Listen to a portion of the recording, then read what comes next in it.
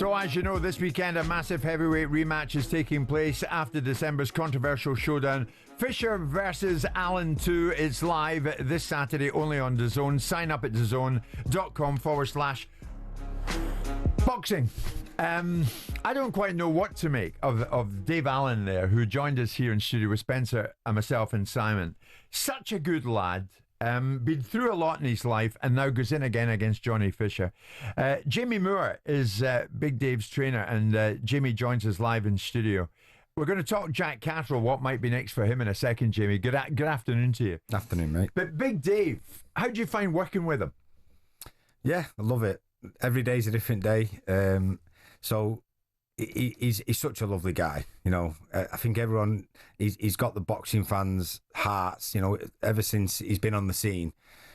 He's had win some, lose some type fights. He'll admit himself he's never really dedicated himself properly to the sport, and he's had a lot of success. So I think the theme has always been, God, Dave, imagine if you could, you know, apply yourself properly and imagine how much you would get out of the sport. And I'm glad for him that eventually, after all that experience of boxing all those good kids, he's got to the stage of his career where he's got all that experience, but he's still young enough and fresh enough to apply himself properly to be able to get something out of it. And that's where we're at now. The first fight that yourself and Nigel Travis worked with him properly was the last fight, wasn't it? And we saw the performance there from Dave. It was a performance that nobody expected. And I think that, you know, it was a calculated gamble from Fisher's side to go, good kid on the CV, Dave Allen, you know, he's a good fighter. He's known around the gyms, but he delivered. What does he do different going into this one? Because a lot of people have been talking about what Johnny Fisher does different, and if he turns up a different fighter, you know, then he should get the victory. What does Dave Allen do different? The difference has been he stayed in the gym in between fights, which is not a regular Dave Allen trait. And going back to what he said before, I've got to disagree with him. He doesn't give himself enough justice. You know, we worked with him for the Fraser Clark fight, and he wasn't a full type of training camp. He was probably only seven or 8 weeks.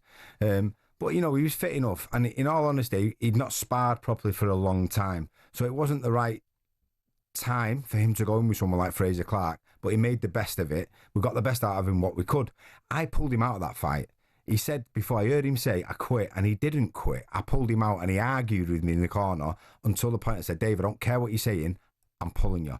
So I'm doing him justice here. I wouldn't allow him to carry on in that fight if I didn't feel like he was able, in a position Simon, to win. You sat, before Jamie came in, you sat and you listened to Dave, and I watched you, you're listening very closely to him. What's your take about Dave, where he's at, and what boxing means to him? Well, I think that when you hear someone say, a fighter say that they've swallowed the fight, you're a bit taken aback. Now, Jamie's put a different spin on that. Yeah. I mean, he's very self-effacing. I don't know whether it's a protection mechanism, whether he's uncomfortable in the media, whether he's not one of those that like to toot his own horn. And I thought in the Fraser Clark fight, he was poor. I thought it was a poor performance from him. And I thought I was worried for him after the David Price fight, you know, for a variety of different reasons. But when you listen to him, I mean, there's something refreshing about someone's honesty, about I want to go over to Saudi Arabia and I want to regain some of my respect in myself and redeem myself. Now, obviously, it's coming from a narrative of the point that he made that Jamie's contradicting. I mean, I think he won the first fight against Johnny Fisher. I'm not interested in all the background noise about whether he was too much with the hyperbole, Spencer, and whether Johnny Fisher's father's got offended by it. I think that's a load of old Fanny. I couldn't care less. I think Dave Allen won the fight. And I think if there's any justice in the world, he'll go win the fight again on Saturday. Yeah. But I think he's an admirable young man, isn't he?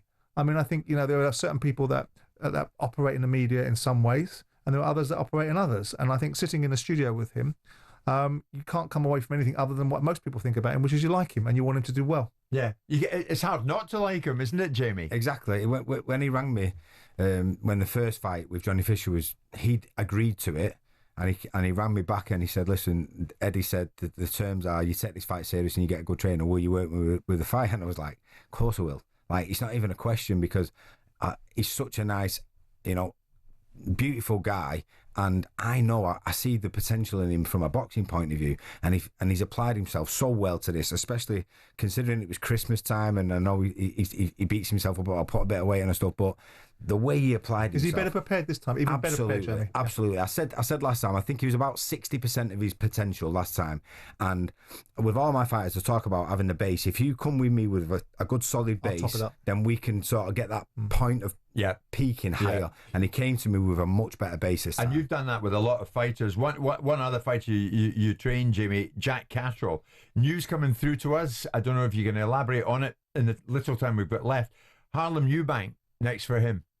It's looking like that, yeah. I mean, it's not final, it's not definitely done, but it's looking that way, and it's a good fight for Jack. You know, Harlem's a good fighter, solid fighter. He's not fought at the level Jack has, but he's an unbeaten fighter, and I say this a lot, even with my guys coming through. People talk about they're not world class, but you don't know whether they're world class until they actually box at that level. So we'll see if Harlem's going to be there, but I feel like it's a good fight for Jack because we can't afford these treading water fights with someone like Jack. He's 32 years old. He needs to be, still involved in these big fights, and I feel like Harlem Eubank's perfect. How does he motivate himself for a fight like Harlem Eubank when you go, he should have been undisputed lightweight champion? We all know the story with Josh Taylor, the robbery that occurred there, and he beat him without those titles on the line next time. How does he pick himself back up and motivate himself at this stage of his career? You just have to be very professional, and I can honestly say the most consummate professional I've ever come across is Jack Catterall. Like, for 3 or 4 years he was waiting for a world title shot, and he was not one day out of the gym. He waited and waited and waited, and when he got his opportunity, he took it, and unfortunately the decision didn't go in our way, but he stayed at that level now, and he's got the most out of his career. I mean, if I'm Jack Catterall, I'd feel a sense of righteous injustice because you beat Josh Taylor. You then have to go on a series of fights that are all high-level fights with Linares, whether it's Regis Prograis, and then you have one fight too many against Barbosa. And that really, he should have been a world champion by that time. It's unfair. So what will get him going, I suspect, is the injustice of his circumstances. Yeah, as you said before, if there's any justice in the world, like with Dave Allen, then soon enough Jack Catterall will be a world champion. That's a great way to end today. Jamie, great having you on board today. Cheers, boys. It's a good one on Saturday night. Dave Allen going in against Johnny Fisher again. You're working on that?